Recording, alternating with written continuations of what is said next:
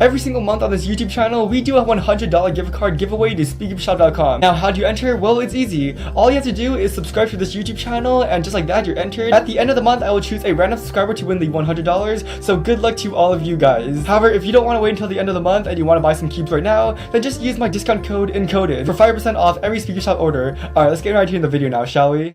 Alright, what's up guys, it's ENCODED, and today we are going to be talking about what you should not do at a WCA competition. So if you're like me, you just absolutely love going to competitions, and honestly, who wouldn't? Being part of a community is just an amazing feeling, and you know, that feeling of being one of a whole is just really special, and keeping competitions truly provide that to the highest degree. However, as much as we love competitions, there are some things that people do that are quite annoying. Like, let's just say that the experience of a Rubik's Cube competition is like a 10, then the annoying things that some people do brings it down to like a 9.9. And although some of these aren't really that big of a deal, I think that there are some things that you just should watch out for, so that you don't be that one guy that brings it down to a 9.9. Okay, so let's just get right to them now, shall we? So the first thing that you should not do at a WCA competition is being loud during blindfolded. So personally, I would not know because I don't solve blind, but according to most people that actually do it and how it seems, just to me, doing blindfolded needs like complete silence. Simply put, you're trying to memorize the entire cube as quickly as possible, then you're putting on a blindfold and trying to rehearse what you memorize. So say that you were doing that and you hear someone across the room yelling,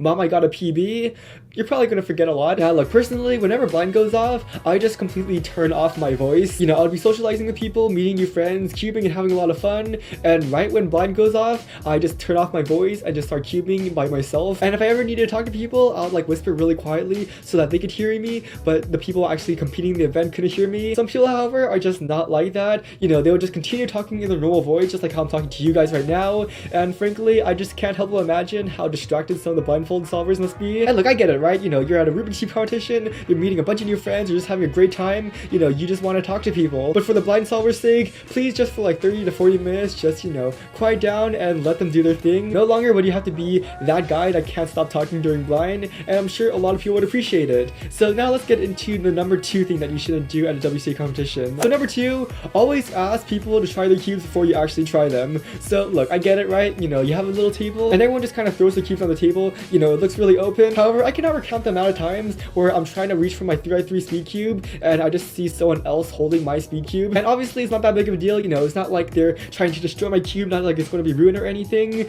but it's still just like a common courtesy thing where if you're going to try someone else's cube, please, you should just ask first, because what are they going to say? No? Of course they're not going to say no. They're always going to be saying yes. So, you know, there's really no harm in asking people before you can try their cubes. So yeah, that's just another thing that I think that every single person at WCA competitions should do. Just always ask first before you try someone else's cube, and that's really it. Alright, and now the last thing that you should not do at a WCA competition is, this is a small one, but it's just making excuses. Like, look, once again, it's not that big of a deal, but whenever I just hear someone going on and on and on and on about why they didn't make finals because, you know, this happened or something, you know, came from the sky and hit them on the head during their solve and they couldn't actually finish it and do it in a decent time, I'm just like, no, stop it. Like, obviously, it's completely okay to not be happy with yourselves, you know, just being a little bit salty is completely natural. However, if you're just going on for 10 minutes straight saying how lockups completely destroyed your average and now you can't make second round because of that, it gets a little excessive and frankly, nobody wants to hear it. Alright, so anyways, that's it from me. That's just what I think that you should not do at a WCA competition. These 3 things are really just common courtesy in my opinion, and while they're not that difficult to do, they actually have a pretty decent impact. Alright, now let's see what you guys said. So I asked you guys on Instagram what you think that people should not do at a WCA competition,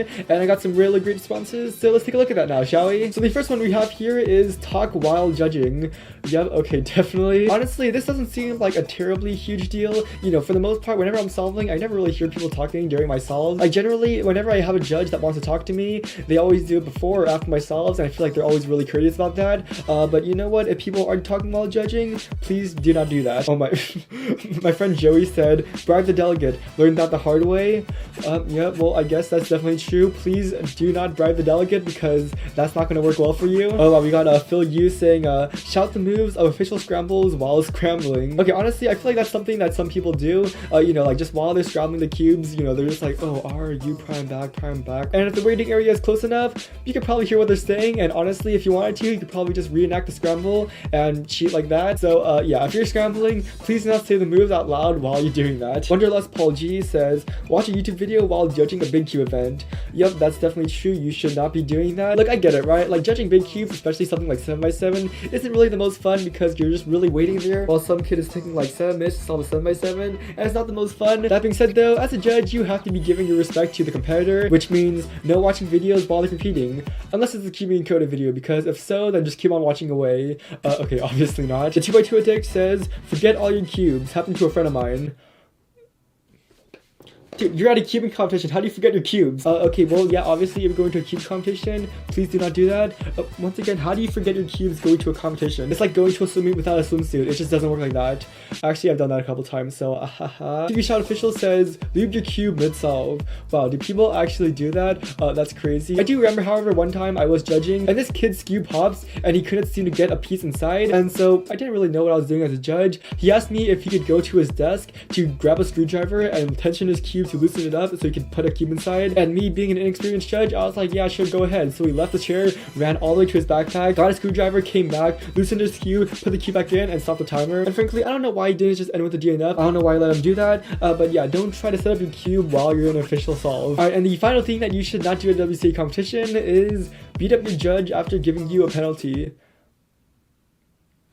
Well, I guess you shouldn't do that. Alright, so anyways, that is a video on what you should not do at a WCA competition. Hopefully this gives you a better idea of what and what not to do when you're at competition. And yeah, if you like the video, make sure to give me a like and subscribe. That's all for this video, and I'll see you guys in the next one.